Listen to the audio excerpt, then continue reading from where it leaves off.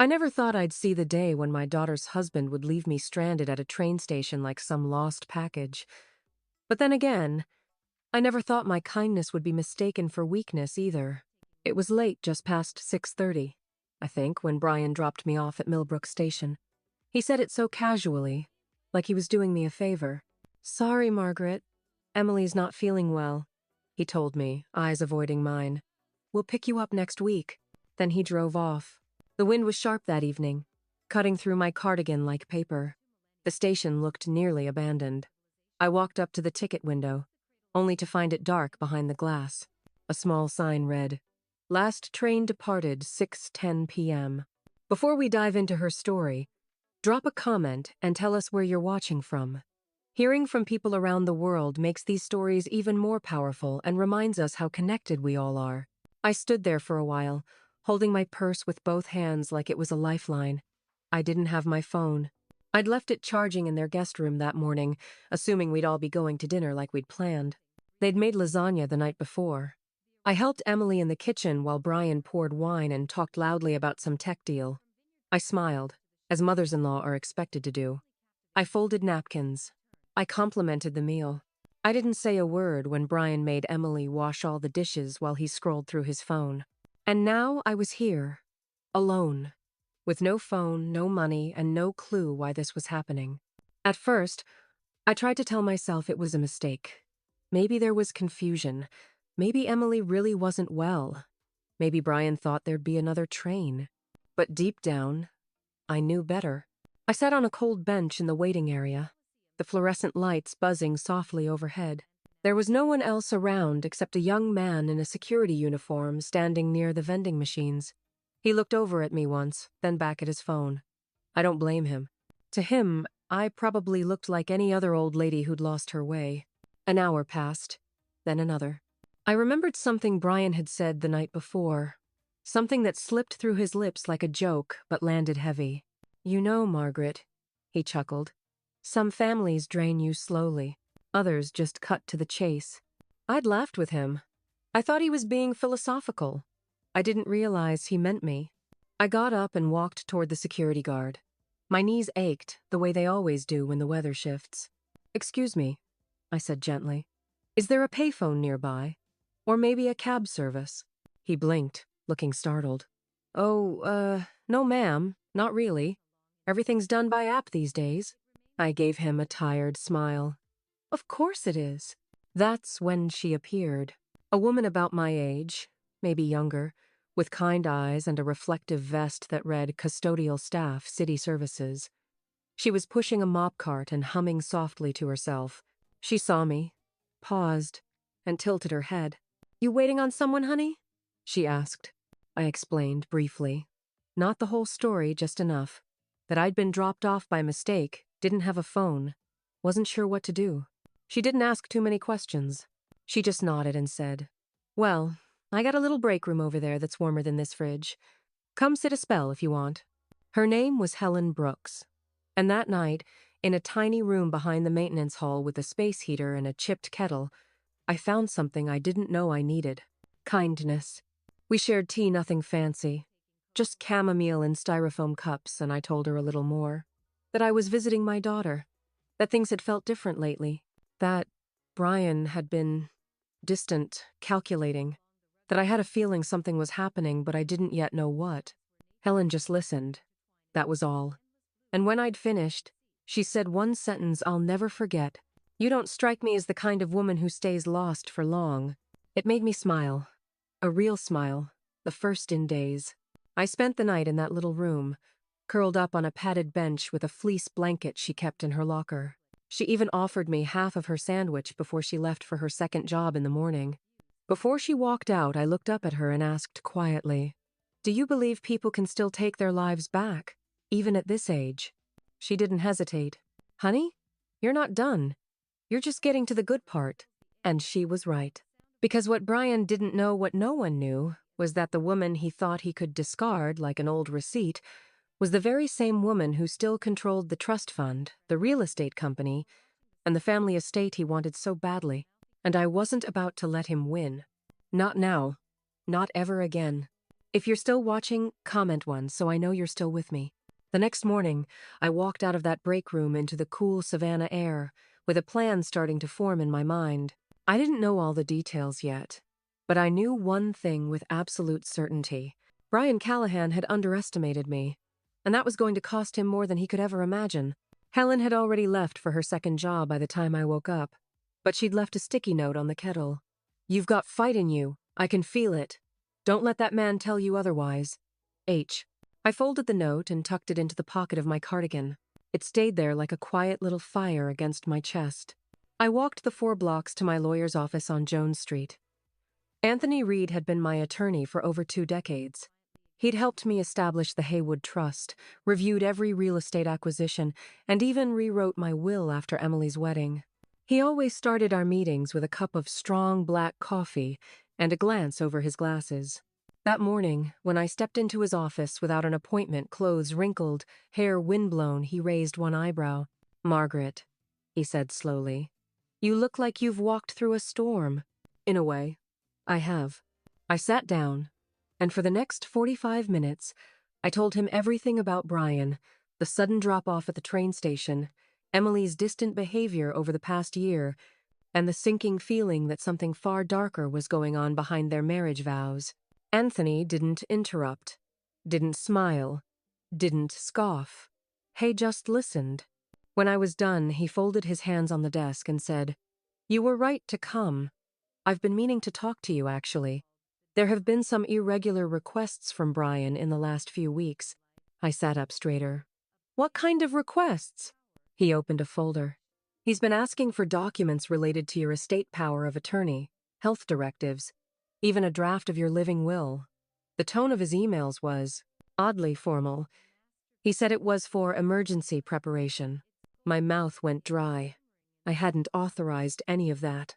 Anthony leaned in. "And he's been pushing for control of Emily's inherited account, the one your late husband left for her, saying she agreed verbally but hasn't had time to sign." I closed my eyes, feeling the weight settle on my shoulders. He was moving fast, calculated, efficient. "Can we lock everything down?" I asked. "Already started. But Margaret," he added gently, "I think we need to involve someone who specializes in financial abuse. This is more than manipulation. He's laying a legal trap." I nodded slowly. "Then let's beat him at his own game." That night, I returned to the little guest house I kept in Savannah, a quiet place. 2 bedrooms, tucked behind a magnolia tree on Lafayette Street. It had been my haven for years. A place I came to when I needed to think, write music, or breathe away from the expectations of motherhood and marriage. I made a cup of tea, sat by the window, and opened the small leather notebook I'd carried since I was 49. It held every major decision I'd ever made, every account number, every private note my husband had left me before his passing. It was time to put all of it to use. The next morning, I called Cynthia Hale, my discreet financial advisor at Chatham Mutual Bank. She was a woman of few words and absolute loyalty. When I explained what I suspected, she didn't flinch. "We'll freeze the trust's transfer permissions immediately," she said. "Brian won't see it coming." "Good," I replied, "because I don't plan on giving him anything except consequences." Over the next week, I worked quietly with Anthony and Cynthia. We gathered documents, changed passwords, traced Brian's digital footprints, and secured Emily's inheritance under a separate entity, one he couldn't touch without a court order. But something still didn't sit right with me. It wasn't just money. It was control. Brian had never cared about family traditions or emotional connections. He was slick, always turning conversations back to logic and what made sense. He'd slowly pulled Emily away from her dreams, first her writing, then her art classes, and finally even her friends. One by one, her world had shrunk into him. I'd seen it happening over the last 5 years, but I thought maybe that was just marriage. Give and take. Compromise. I didn't realize he was erasing her, piece by piece. That Sunday afternoon, I invited Emily to have lunch with me at the Riverhouse Cafe.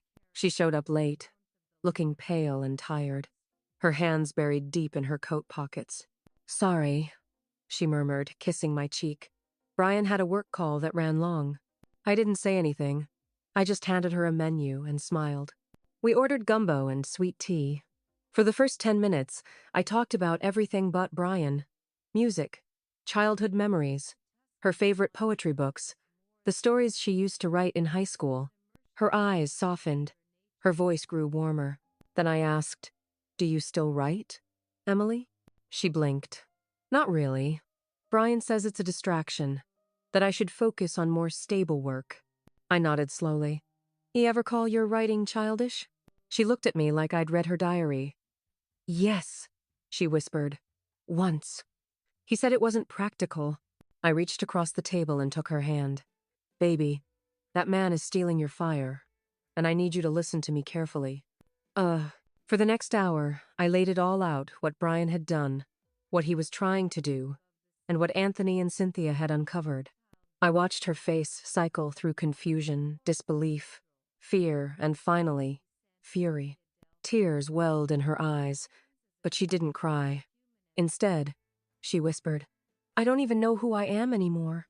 "You're still in there," I said gently. "And we're going to find her again. Together." That night, Emily came home with me to the guest house. We drank hot cocoa and stayed up late talking like we hadn't in years. She told me things I hadn't known, that Brian monitored her emails, kept her bank card for safekeeping, and installed cameras in their living room for security. I called Anthony the next morning. "It's worse than we thought," I said. "He's not just after her inheritance, he's erasing her." Anthony's voice was grim. "I'll bring in Tracy Monroe. She's the best private investigator I know. If there's evidence to be found, she'll find it." "Good," I said, "because I'm done playing defense." The next few days were a blur of silent coordination. Tracy tracked Brian's financial activity and surveillance devices. Cynthia traced suspicious transfers. Anthony compiled a file thick enough to choke a judge. We didn't tell Emily everything. Not yet. We needed her safe before we showed her just how deep Brian's web had grown. And then, like a serpent slithering back to its hole, Brian called. "Margaret," he said smoothly. "Emily told me you two had lunch. That's wonderful. I've been meaning to talk to you." "Oh?" "Yes," he continued. "I think we should revisit the estate planning, consolidate things, make it easier for Emily in the future." I smiled, even though he couldn't see it. "Brian," I said calmly, "how about lunch tomorrow? My treat. Just the two of us." There was a pause. "Really? That sounds great." I ended the call and looked at Anthony across the table. "He's biting." Anthony nodded. "Now let's reel him in." The next day, I arrived at Bonaventure Bistro 20 minutes early. It was one of those places Brian liked, modern, polished, the kind of restaurant where they plate the food like abstract art and pour your water from a bottle that costs more than a tank of gas. I asked for a corner booth, the kind tucked far enough from other patrons but still in clear view of the entry. I needed him to feel relaxed, safe. I wore the same cardigan I'd had on at the train station. It was a calculated decision, faded lilac, soft at the shoulders, a little frayed at the hem. I looked like what he wanted me to be. Forgettable, powerless, old. But in my bag was a small black leather folder, and inside that folder were papers that could dismantle his plans in a single afternoon. He arrived on time. Of course he did. Brian was never late for anything that might benefit him. He smiled that politicians smile, all teeth and no warmth. "Margaret," he said, sliding into the booth, "you're looking well." I nodded, watching how he scanned the room before removing his sunglasses. Always surveying, always calculating. He ordered wine for us both without asking what I wanted. Another quiet control tactic. I let it happen. "Emily told me you two had a great talk," he said once the waiter left. "That's really good. She's been a little stressed lately. I'm glad you're supporting her." "Oh, I am," I said lightly. "I've been thinking a lot about the future." His eyes flickered with interest. "Funny you say that. I've been thinking the same." He leaned in slightly, clasping his hands on the table like a benevolent son-in-law. "I think we've reached a point," he said, "where consolidating family assets would just make sense. Less mess, more clarity. And Emily wouldn't have to worry if, heaven forbid, anything happened to you." "Oh, I tilted my head. "So thoughtful of you." He smiled wider. mistaking my tone for admiration. You know, I've already got a structure in place. We just need your signature to simplify the transition. I brought the documents. He reached into his briefcase, pulled out a thick envelope, and slid it across the table. I didn't open it. Instead, I placed my black folder next to it. Quietly, deliberately. Brian's eyes narrowed. "What's that?" he asked. "Just something I thought you'd like to see," I said. "But let's eat first." He agreed, but I saw the discomfort bloom behind his grin. Our food arrived, grilled salmon for me, seared duck for him. He complimented the presentation, made some offhand remark about market shares, and tried to steer the conversation back to my estate. I let him talk, let him believe he was guiding this ship. And then, over the second glass of wine, I opened my folder. I pulled out the first sheet. A notarized freeze order on the Haywood Trust. "This was filed last Thursday," I said. "You'll find you no longer have access to any of the accounts you've been circling." He blinked, the smile slipping for a fraction of a second. "Margaret," he said, voice measured, "I think you're misunderstanding." "No, Brian," I interrupted. "I'm not." "Oh." I placed the next document on the table. A copy of an email he'd sent to Anthony, requesting power of attorney in my name without my knowledge. And the next, screenshots of security footage Tracy had pulled from Emily's apartment, showing him installing hidden cameras. I kept going. Bank statements showing transfers to offshore accounts. A file of messages between him and an insurance agent, requesting updated beneficiary forms on Emily's life insurance. Her policy, not his. Each page was a nail in his coffin. He sat perfectly still, hands no longer clasped but curled slightly on the table. His eyes flicked to the door. "If you leave," I said softly, "I'll call Detective Naomi Clark.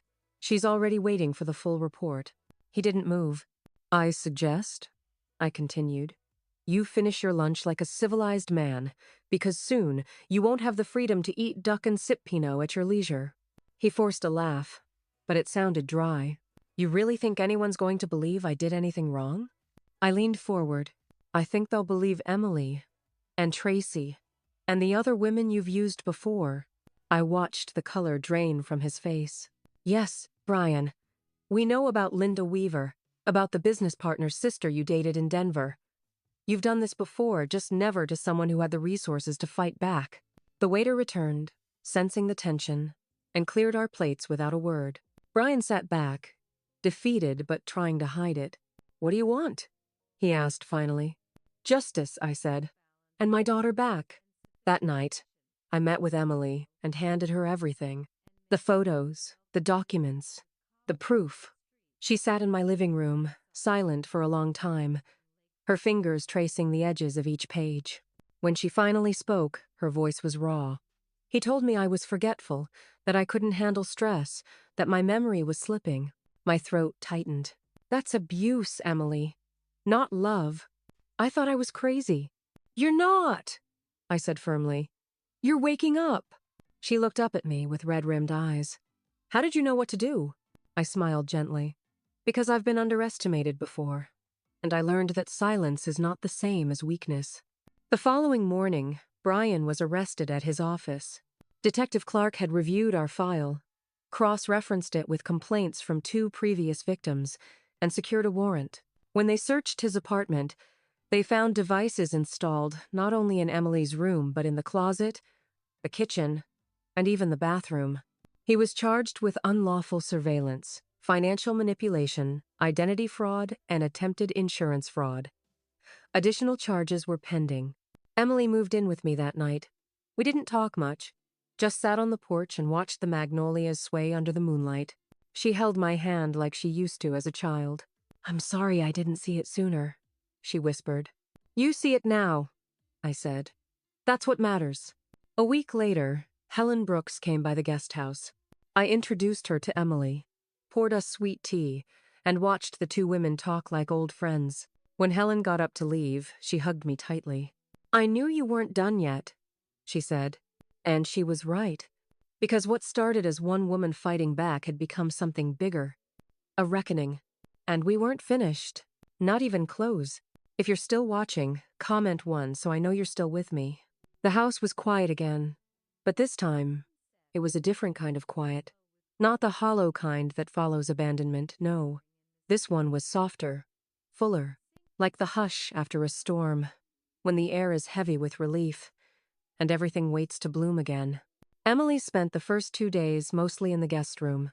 She didn't talk much, didn't cry either. She just moved slowly, like someone relearning how to walk. I didn't press. After all, I knew something about grief, not the kind that follows death, but the kind that follows awakening. The kind where you mourn not only what happened, but what you allowed. I gave her space, left fresh towels folded on the bed, made her tea each morning whether she drank it or not. And every evening, I lit a single candle by the kitchen window, a small ritual, something grounding. On the third night, she came into the kitchen while I was slicing apples. "I've been thinking," she said softly, her voice still hoarse from silence, "about everything." I didn't turn around, just nodded, waited. I remember the first time Brian said I shouldn't go back to school. It was 2 weeks after we moved in together. He said it was a waste of money, that I'd never make enough writing to pay off the loans. I placed a slice of apple into a ceramic bowl, and I believed him, she whispered. That was the worst part. I believed it because I wanted to be good. I wanted to make things easy. I turned to her then, saw the tears balancing on her lashes but refusing to fall. "You weren't weak," I said. "You were trying to survive something you didn't recognize yet." She sank into the chair at the table, hugging her arms. He made me feel like I was always just one step from failing him. I sat across from her, reaching for her hand. "And now?" She looked up, her voice trembling but firm. "Now I want my life back." It was the first time I saw fire in her eyes again. Over the next week, Emily started helping me around the house. Little things at first, folding laundry, watering the plants, sweeping the porch. But there was something healing in the rhythm of it. Something sacred about rebuilding with your own hands. She unpacked boxes I hadn't touched in years-old photo albums, sheet music from when I still played for church on Sundays, a bundle of letters from her father. One afternoon, I walked in to find her sitting on the living room floor, holding a photograph of herself at age 10, wearing a paper crown and grinning beside a cake shaped like a typewriter. "I wanted to be a novelist," she said quietly, brushing a speck of dust from the frame. "You still can," I told her. "You just need a blank page and a little courage." She smiled then. A real one. We went to the courthouse together for the arraignment. Brian wore a gray suit, still trying to perform control, but his eyes were tired, hollow. He didn't look at Emily. She didn't flinch. Afterward, we sat on a bench outside the courthouse under a willow tree. The breeze tugged at the hem of her coat. "Do you think I'll ever trust myself again?" she asked. I looked at her, my daughter, my once quiet girl who had become both flame and ash, and now something altogether new.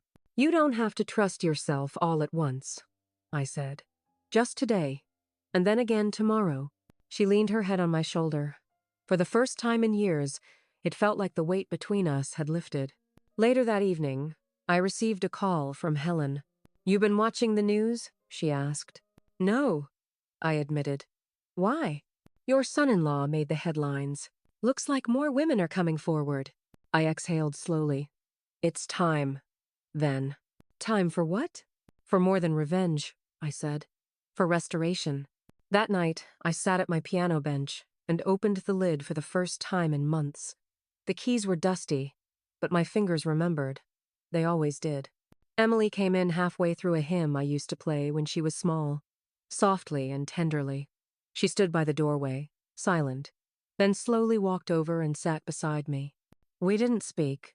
We just played. 4 hands, one melody, and for the first time since that night at the train station, I felt whole. Not because I'd won, but because we had survived.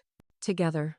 A week after the courthouse hearing, I found Emily sitting in the garden with her knees tucked under her chin and a yellow notepad on her lap. She looked up when she saw me and smiled, not the fragile kind, but the kind that said, "I'm starting to remember who I am." "You writing again?" I asked, holding 2 mugs of coffee. She nodded. accepting the mug with both hands like it was a sacred object. "I'm not sure if it's any good," she said, but I needed to start. "That's how all good things begin," I told her. "With need." She glanced down at her notebook. "I'm calling it Unquiet. It's about women who whisper for too long until they realize they can roar." I nearly laughed from the sheer pride that swelled in my chest. "Then let's make sure they're heard." I tome. That evening, I pulled out an old folder I hadn't touched in years, one that held the early documents of the Haywood Foundation. Back when my husband and I had dreams of turning our family's modest wealth into something meaningful, we'd envisioned scholarships, housing projects, arts funding, but life got busy, and then he passed, and I shelved it like so many other things. Now, though?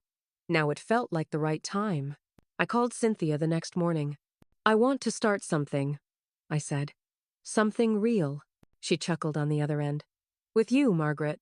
I never expect anything less." By the end of the week, we'd reactivated the Foundation's charter and begun drafting a new mission: support services for women rebuilding their lives after financial and emotional abuse. Emily would write the literature. I'd provide the funding and connections. Helen agreed to come on board as the first official staff member. "I'll mop floors and mentor if I have to," she said. "Count me in." We named it the Second Bloom Project. Meanwhile, Brian's trial date was set for October. The press had uncovered enough skeletons in his closet to rattle the walls of half the East Coast. He pleaded not guilty, of course. Men like him rarely saw themselves as villains only misunderstood. Emily was called to testify. She was nervous, but steady. "I'm not scared of him anymore," she told me the night before, "because I've found something scarier for getting myself." She stood on the stand in a navy blue blazer. No makeup, hair pulled back, and told the truth with a clarity that left the courtroom silent. When she finished, Brian refused to meet her eyes. That was all the victory we needed. Weeks passed. The air turned cooler. Autumn colored savanna in burnt oranges and soft browns. I found myself waking up earlier, walking along the cobblestone streets, breathing deeper. We held the first workshop for the Second Bloom Project on the first Saturday of November. 8 women showed up, some in their 40s, others in their 60s. One brought her teenage daughter. They sat in a circle in the old community hall, sipping tea and sharing pieces of their stories. "I didn't even know I was allowed to say no," one woman admitted. "I didn't know I was allowed to want more," said another. I looked around and realized this space, this circle, this truth was what I'd been meant to build all along. That night, back at the house, Emily found me on the porch with a blanket across my lap and a glass of sweet wine in my hand. "You tired?" she asked.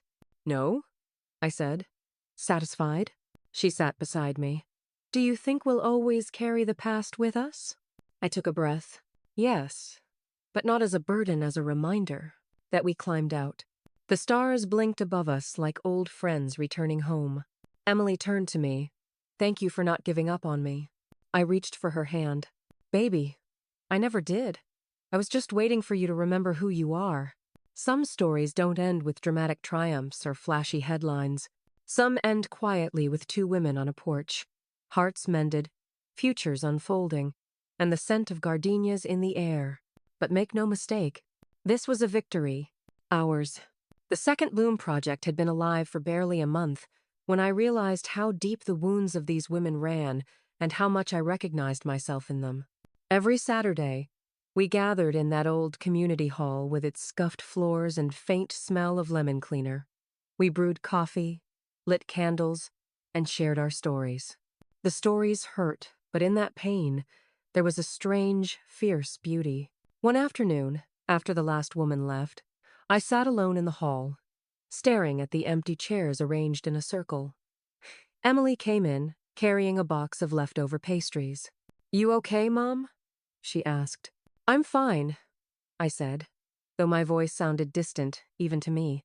"It's just, I can't believe how many years I let myself think I was powerless." She set the box down and pulled out the chair next to me. "You weren't powerless," she said softly. "You were surviving." Oh, I looked at her, my daughter, who was slowly piecing herself back together, and I realized she was right. Survival may not be pretty, but it's a kind of strength, too. Later that week, I received a letter. No return address, just my name scrawled in a hurried hand. Inside was a short note. You don't know me, but your project gave me the courage to leave. Thank you. I sat on the porch steps with that letter trembling in my hands. Sometimes, we don't know the weight of what we're carrying until someone else says, "Me too." Emily came outside, saw me crying, and simply sat down beside me. No questions, just presence. "Do you think we can really change things?"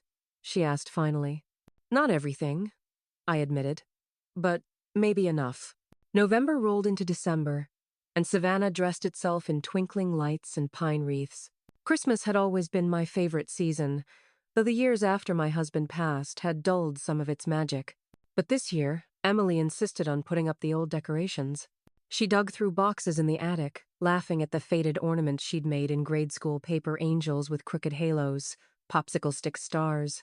One evening, as we strung lights on the front porch, she looked at me with a sudden seriousness. "Mom," she said, "what did you want to do with your life before Dad? Before us?" The question caught me off guard.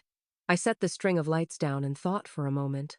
"I wanted to teach," I said slowly. "Not just music, but life. Stories. I always believed stories could save people, if only they heard the right ones." She smiled softly. "You're doing that now, you know." And for the first time, I believed her. Brian's sentencing came 2 weeks before Christmas. Emily didn't want to go, but she did anyway. She stood tall, dressed in deep green, and looked at him one final time as the judge handed down the years he'd serve. Afterward, we walked out into the crisp winter air. She took a deep breath, like she'd been holding it for years. "It's done," she whispered. "No," I corrected gently. "It's beginning." On Christmas Eve, Helen joined us for dinner. We sat around my little table with candles glowing and old carols playing in the background. Emily had baked her father's favorite pie recipe, the one with cinnamon and clove. "To second chances," Helen toasted, lifting her glass. "To second chances," Emily echoed. I looked at the two of them, my daughter, my friend, and felt a swell of gratitude so strong it made my throat ache. That night, after Helen left and the dishes were done, Emily and I sat by the tree, the lights reflected in her eyes. "You know," she said quietly, "for the first time in years, I'm not afraid of the future." I reached over, brushing a strand of hair from her face. "Good," I said, "because the future is waiting for you, and it's brighter than you think." When I went to bed that night, I lit a single candle on the windowsill, not for loss, but for hope. The world outside was still cold, still complicated. But inside, something had shifted. And I knew, with quiet certainty, that this was only the start of our new story. January arrived with rain long, sweeping storms that turned Savannah's brick sidewalks slick and reflective. I'd always liked the rain. It washed the world clean, gave it time to breathe. Emily had started teaching free writing classes on Thursdays at the community hall. The first day, only 2 women showed up. By the third week, there were 12. They wrote stories about everything: childhood, fear, surviving, even joy. One woman wrote about learning to dance again at 67. Another described the first time she'd said no, and meant it. Watching Emily teach from the back of the room made my heart swell. She wasn't just healing, she was helping others do the same. She carried herself differently now, shoulders square, chin high, but there were still nights when I caught her sitting alone on the porch swing, lost in thought. One morning, just after sunrise, there was a knock at the door. I was still in my robe, halfway through a pot of coffee, when I opened it. And there he was, David Haywood, my son. My breath caught. I hadn't seen him in nearly 4 years, not since the family dinner where he'd said, "Maybe you should stop holding on to the past, Mom. It's making you bitter." He looked older now, thinner, the kind of tired that sits behind the eyes. "Hi, Ma," he said quietly. "Can I come in?" I stared at him a moment too long before nodding and stepping aside. He stood awkwardly in the foyer, his hands in his coat pockets, glancing at the framed photos on the wall pictures he wasn't part of anymore. "I heard about Brian," he said. "Emily, too. So did half the country," I replied. He flinched slightly. then gave a weak smile. Guess I deserved that. I sat down in my armchair. He remained standing. What do you want, David? I asked. He shifted his weight. I came to say I'm sorry. I know I haven't called or written, but I've been going through some things, and I guess I didn't know how to come back. I studied him.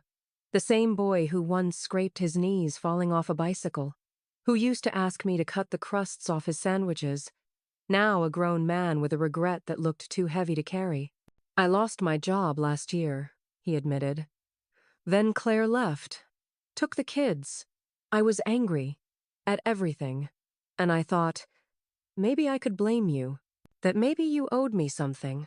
He laughed bitterly. But it wasn't you. It was me, Mom. I got so used to thinking you'd always be there, always picking up the pieces. I stayed silent. Let the rain outside fill the gaps between us. I heard about the women's center, he added, about what you and Emily are doing. He looked up at me. I'm proud of you. That cracked something in me. Proud? I echoed. You haven't spoken to me in years. You left without even looking back. And now you show up at my door with compliments? He looked down. I know. And I don't expect you to forgive me. I didn't want you to die thinking I didn't love you. That's when I stood. I walked over, slowly, and placed a hand on his shoulder. David, I said, loving someone isn't just a feeling. It's a choice. It's showing up, even when it's hard. His eyes brimmed with tears. I'm trying. I nodded. Then try harder. Show me, not with words, but with your life. He whispered. Can I come back again sometime? I looked him in the eye. Yes, but not for me. For you. After he left, Emily came into the kitchen, wrapping a shawl over her shoulders. Was that David? I nodded, pouring her a cup of coffee. She stared into the steam for a long while before saying, You think people can really change? I took a sip, then met her gaze. I think the ones who hurt us the most are often the ones trying hardest to remember who they were before they forgot how to love. She leaned her head on my shoulder, and we sat like that, quiet, uncertain, but open. That afternoon, I opened the front door again. This time, it was Helen. She brought a stack of flyers and a heart full of ideas. The grant's coming through, she said, beaming. We can start the renovation on the second floor. I laughed. Careful, or we'll be running a whole movement soon. She winked. A woman led one. And that's when it hit me, the truth I hadn't dared speak until then. We weren't rebuilding what we had lost. We were building something entirely new. Something bigger than survival. Something that just might change everything. If you're still watching, comment one so I know you're still with me. Her story. Renovations began the first week of February. The upstairs space above the community hall had sat untouched for decades, filled with forgotten furniture and dust-thick curtains. But to us, it was sacred ground. We were building something real now, a sanctuary for women who had been made to feel small. Helen organized the volunteers. Emily drafted a new brochure. I oversaw every light fixture, every wall color, every floorboard, not because I needed to control, but because for the first time in years, I had vision again. I want it to feel like possibility, I told the contractor. Not a waiting room, not a clinic, a place where women can breathe. He nodded, then paused. You've got fire in you, ma'am. I always have, I said. Just forgot for a while. David started showing up on Saturdays. Not every week, and never unannounced, but enough that I started setting an extra place at the table just in case. The first time, he helped paint one of the upstairs rooms. He didn't talk much, just worked alongside Helen, nodding occasionally. He seemed smaller somehow, like the world had finally humbled him. At lunch, he sat next to Emily, the two of them speaking quietly over sandwiches. I watched them from across the table, brother and sister, once so close as children, now tiptoeing toward something that looked like reconciliation. After the meal, as we washed dishes together, he said softly, I still hear Dad's voice sometimes, the way he used to say, make your own luck, son. Like feelings were a luxury. I handed him a dish towel. Your father meant well, but he didn't know how to be soft. David looked down. Neither did I. Not until I lost everything. Then maybe you're finally ready to gain something real, I said. The Second Bloom Project held its first open house in early March. 32 women came, some with walkers, some with scars, all with stories. We gave tours, served lemonade and ginger cookies. Emily read a short essay she'd written about being silenced and what it felt like to hear your own voice echo back for the first time in years. At the end of the day, one of the attendees, a retired librarian named Joy, walked up to me and said, "This place makes me feel like I can fly again." I blinked back tears. "You can. You always could." She smiled. Then I just needed someone to remind me. A few days later, David called. "I've been offered a job," he said, cautious. "Oh?" I asked. "In North Carolina. Nonprofit work. Small organization that helps men transition out of abusive households. They want me to run outreach." I leaned back in my chair, staring at the spring light slanting through the lace curtain. "That's unexpected," I said. "I didn't even know places like that existed," he continued. "But turns out, men don't always know how to ask for help either." "How? Do you want to take it?" There was a pause. "I think so, but I didn't want to leave without talking to you." That caught me. "David," I said slowly, "you leaving isn't what hurts. What hurts is when you go without saying goodbye." His voice softened. "Then I'm saying it now. Properly." "Then go," I said. "Help people. Become the man you weren't ready to be before." He cleared his throat. "I'll visit. You'll be proud." "I already am," I said. That night, I found Emily sitting under the oak tree in the backyard with a notebook in her lap. "He's leaving again," she said without looking up. "Yes," I replied. "But maybe this time, he's not running. Maybe he's arriving." She nodded, then closed her notebook. "Do you ever wish things had turned out differently?" she asked. "Sometimes," I admitted. "But not lately." She looked up. "Why?" "Because if they had, we wouldn't be who we are now." And it was true. The cracks, the breaks, the lost years, they hadn't destroyed us. They'd made room for something stronger to grow. The following weekend, Emily wrote a new mission statement for the Second Bloom Project. She printed it on thick, cream-colored paper and pinned it above the main entrance. "We believe in women who've been told they're too much, too late, or too broken. We are the proof that they are none of those things. We are the bloom after winter. We are the fire after silence. We are the story still being written." She signed it, "For my mother, and every woman like her." I didn't cry. Not then. But when no one was looking, I traced those words with my fingertips. And I felt something move deep inside me, not sadness, pride, and the quiet knowledge that even after all these years, I had finally come home. It was a Tuesday morning when I realized something had shifted inside me. I was sitting in the sunroom with a cup of tea, watching a pair of blue jays dance between the branches outside, when the thought came gently, like an old friend. "You're not fighting anymore." I had spent so many years bracing against judgment, against loneliness, against the ache of being left behind. But now, there was space. Not empty, but open. Emily walked in, barefoot, holding a folder full of workshop evaluations. "The March session filled up in 2 days," she said with a half smile. "We might need a second group." "That's a good problem to have," I replied, smiling back. She sat on the floor beside me, sorting papers, humming a melody I didn't recognize.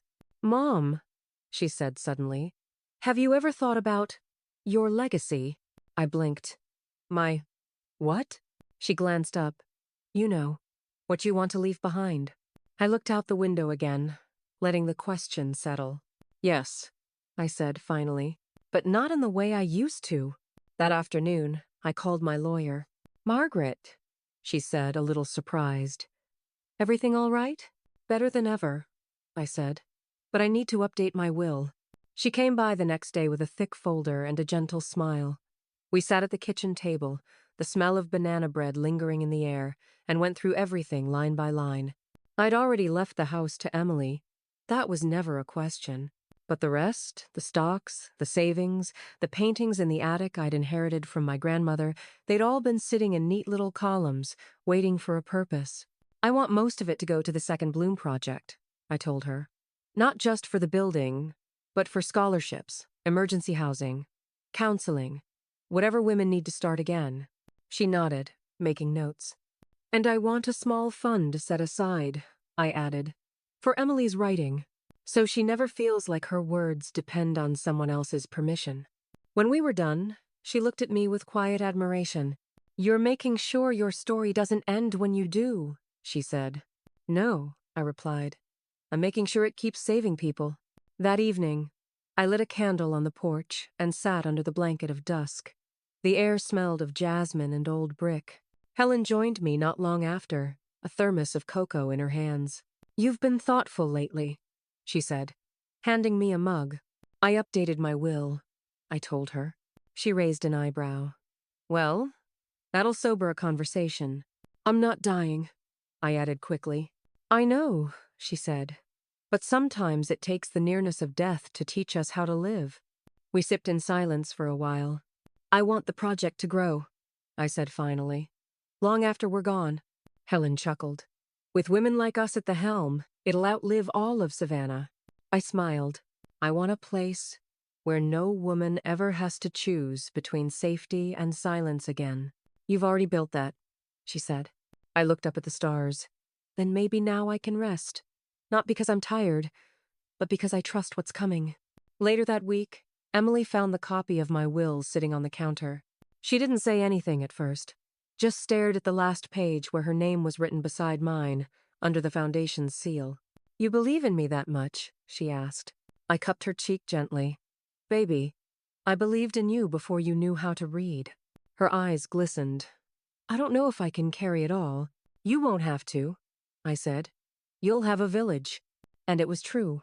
Over the past year, we had built more than just programs and paint walls. We had built a family women who showed up, stayed late, laughed loudly, cried without shame. Women who knew how to lift each other without asking for repayment. The kind of family you choose. One morning, weeks later, a woman named Teresa came to our center. Late 50s. Thin shoulders, quiet voice. She didn't say much the first visit. Just stood in the doorway with eyes that had seen too much. Emily offered her tea. I offered her a seat. She stayed for the entire session. At the end, she walked up to me and whispered, I thought I was done. I looked her in the eye. You're just beginning. And I meant it, because by then, I had learned. It's never too late to rewrite your ending, especially if you're brave enough to start again.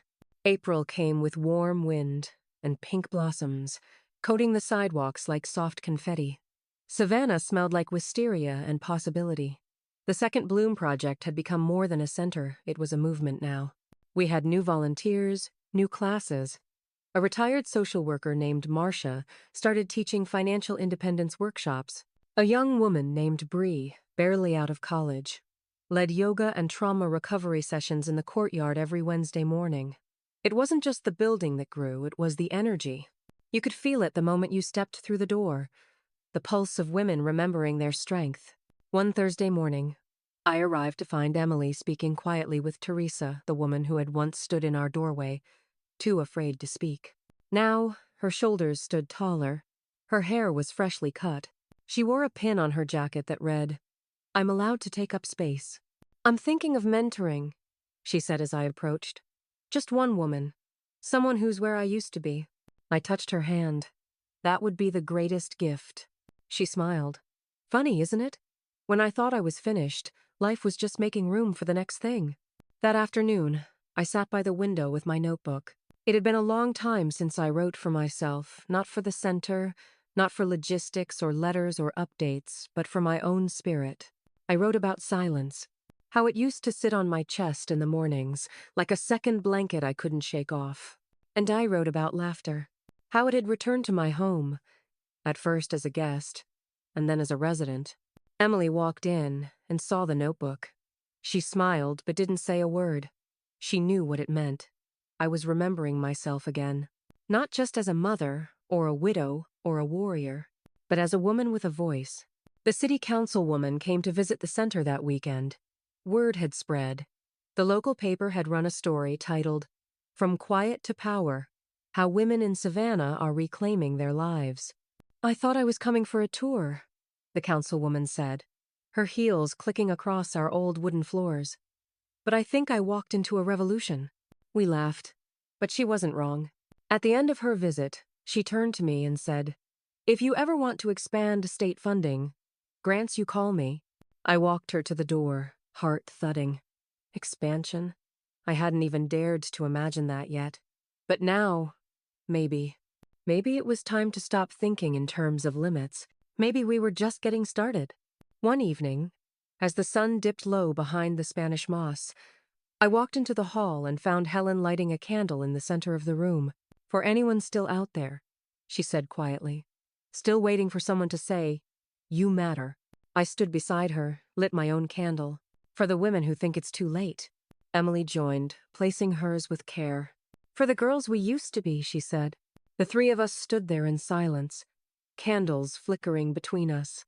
It was the holiest thing I'd experienced in years. That night, I sat with Emily on the porch swing. The spring breeze was soft on our cheeks. Somewhere down the street, someone was playing an old Sam Cooke record, and the world felt like it had exhaled. "I had a dream last night," she said. "I was speaking on a stage, hundreds of people listening, and I wasn't nervous. I felt free." "You will be," I said. "I already am," she whispered. She turned to me. "Do you ever wonder why it took us so long to get here?" I thought about that, then answered, "Because the best blooms take time." She reached for my hand. "Thank you for planting the seeds." I smiled. "No, honey. I just cleared the soil. You did the rest." Later, I lit one more candle in the window. Not for sadness, not for memory, but for gratitude, for the way pain turns into purpose, for the way stories become bridges, and for the simple truth that healing, when shared, becomes a legacy no storm can wash away. By May, the Second Bloom project had settled into something steady. Not stagnant, no, never that, but rooted. The chaos of the early months had softened into a rhythm. Classes, check-ins, garden days, late-night cups of tea in the office when someone needed to cry without an audience. Emily and I had grown used to this pace. It suited us, a quiet kind of service. The joy wasn't loud, but it was honest. One Thursday afternoon, after the final session of the week, I sat on the back steps of the center, watching a group of women pull weeds from the herb garden. Marcia had brought her famous lemonade. Someone had brought a radio. Aretha Franklin's voice drifted through the air like a blessing. "Look at them," I murmured. Emily, sitting beside me, raised her eyes from her notebook. "They're not just surviving anymore," she said. "They're building." "Is that what we're doing too?" I asked, not quite teasing. She tilted her head. "I think we're remembering." That night, I opened the mail and found a letter addressed in looping handwriting. No return address. Inside was a single sheet of paper. "Dear Margaret, you don't know me, but I heard your story at a library event in North Carolina.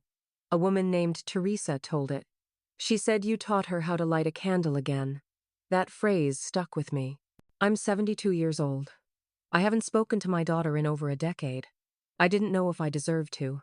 But after hearing Teresa speak, I wrote her a letter. I don't know if she'll respond, but I wrote it. Thank you for reminding me I still can. Janice M. Asheville." I sat in silence, the paper trembling slightly in my hands. There was no way to respond, no address to write back. But maybe that was the point. Maybe some thank yous don't need a reply. Emily found me on the porch, the letter in my lap. "Is it from David?" she asked gently. I shook my head and passed it to her. After reading, she looked up, her eyes shining. "You changed someone's life without even meeting them." "No," I said softly. "We did." "Oh." The next week, we received an email from a women's group in Charleston. They wanted to replicate the Second Bloom project, not a franchise, but a sisterhood. Could we advise them? Share our curriculum? Maybe visit? Helen practically danced into the office, waving the printout. "You know what this means?" She beamed. "That we're officially contagious?" I quipped. "No," she said, laughing. That this thing we built, it's not a fluke, it's a blueprint. Emily looked over the proposal. I'll go, she said. I want to speak. Share our process. You're ready? I asked. I've been ready, she said. I was just waiting for someone to say so. I smiled. Then go light your own room. I'll keep the candle burning here. She left for Charleston the following week. It was just a 2-day trip, but the house felt strangely quiet without her. I moved slower, cooked less, found myself looking out the window more often than usual. On the second night, she called. It was amazing, she said. They cried, they asked questions, they clapped when I read the part about not being too broken to bloom. I could hear her smile through the phone. I'm proud of you, I said. I'm proud of us, she replied. When she returned, she brought stories and something more. They want to send a small group here, she said, to learn directly. A sort of retreat. Retreat? I echoed. You mean people want to come to us for peace? She nodded. Isn't that wild? Wild, I agreed. But beautiful. We began planning that same night. Guest rooms, meal schedules, session outlines. Helen brought her accordion file full of contacts. Teresa volunteered to lead morning meditation. The air buzzed with the energy of something new again. Andus 60. One evening, I found a quiet moment for myself and lit 3 candles. One for who I used to be, one for who Emily was becoming, and one for the women still walking toward the door. Somewhere deep inside me, I knew this was the part no one warned you about. The part after survival. The part where you finally feel safe enough to dream again. And it's terrifying because now you have something to lose. But also exhilarating because you finally know what's worth keeping. In those days, I stopped bracing for storms and started planting flowers instead. Not because I thought they'd last forever, but because beauty, even if fleeting, is always worth the effort, especially when it grows in the places we thought would never bloom again. That summer arrived early in Savannah. The heat wrapped around the city like a soft blanket, scented with jasmine and old brick. Inside the Second Bloom project, the pace slowed down. Not from exhaustion, from steadiness. We had finally stopped scrambling. Things ran because we trusted each other to keep them running. I started waking up earlier. I'd sip my coffee on the porch and watch the morning light stretch across the trees. Sometimes Emily joined me, barefoot, with her notebook in hand. We didn't always talk. We didn't need to. Our silence had shifted. It wasn't heavy anymore. It felt like peace. You seem different today, she said once. I'm not sad, I told her. Just settled. Helen stepped down from her day-to-day role that July. She wasn't going far, just trading meetings for gardening and showing up only when snacks were involved. At her farewell lunch, she raised a plastic cup of lemonade and said, Some women were born to fight, others to plant seeds. But Margaret? She built us a whole greenhouse. That stayed with me. A few days later, I had a dizzy spell in the kitchen. Just a moment, but it made me sit right down on the floor. Emily came running. I'm okay, I told her, and I was. But something inside me had shifted again. The doctor said it was nothing serious, dehydration, probably. Still, I began noticing how tired I felt. Not sick, not weak, just done with certain things. So I started letting go. Marcia took over scheduling. Emily ran more workshops. I stopped triple-checking every flyer or scrubbing every window. Not because I didn't care, but because I trusted them. One evening, Teresa stopped by with an old photo album from our first year. We flipped through it, laughing at crooked name tags and candle circles. One photo caught my breath, me and Emily, mid-laughter, arms around each other, eyes closed with joy. I look alive, I whispered. You are, Teresa said. Then I asked her for a favor. When I'm gone, not now, but someday promise you won't turn this place into a shrine. She blinked. What do you mean? I mean, don't get stuck remembering. Keep going. Keep surprising yourselves. She nodded slowly. You've shown us how. That night, I sat at my desk and wrote a letter, not because I was dying, but because I had lived. I wanted the women who came after me to know. This place wasn't built from revenge or sorrow. It was built from love. Quiet, steady, Relentless love. The kind that leaves the door open. The kind that waters even the smallest seed. The kind that says, without question, it's never too late to come home. August crept in, slow, heavy, and golden. The days felt long but kind. At the Second Bloom Project, we started preparing for our first retreat, a 3-day gathering for women from Charleston, Raleigh, and as far as Birmingham. The idea had started as a whisper. Now, it had a waiting list. Emily was the one who took the lead. I watched her greet women with calm confidence, guide sessions, answer questions, all the things I used to do. And the truth was, she didn't need me to step in. "You're good at this," I told her one night after everyone had gone home. She smiled but didn't deflect. I learned from the best. For the first time, I didn't correct her. I just said, "I'm proud of you." The retreat was beautiful. There were tears. Of course, lots of them. Women shared stories that had never been spoken aloud. Some whispered about regrets. Others offered laughter like medicine. There were candle circles, writing workshops, and a Sunday brunch where no one wanted to leave. On the last day, a woman named Evelyn stood up and said, "I didn't come here to be changed. I came to remember who I was before life got so loud." And we all knew exactly what she meant. That night, after the guests had left and the dishes were stacked high in the sink, Emily and I sat on the back steps of the center. The cicadas were singing. The air was thick with heat and good exhaustion. "I think I'm ready to take over," she said softly. I didn't flinch. I didn't argue. I didn't say, "Not yet." Instead, I nodded. "I think I'm ready to let you."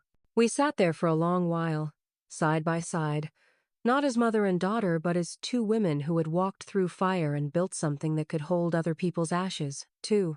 The next morning, I began sorting through old things, not with sadness, but with intention. I donated most of my old papers and journals to the center's new archive room. Emily had suggested the idea, saying, "It's not about remembering you, it's about reminding us how we started." Later that week, I handed her a small envelope. "My last workshop," I said.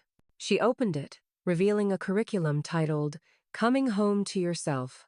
"I want you to teach it," I added, "when you're ready." She folded the papers gently, like something sacred. "I will," she whispered. That evening, I lit one last candle in the center's window. Not out of grief, not even as a farewell, but as a quiet turning. Some endings don't feel like doors closing.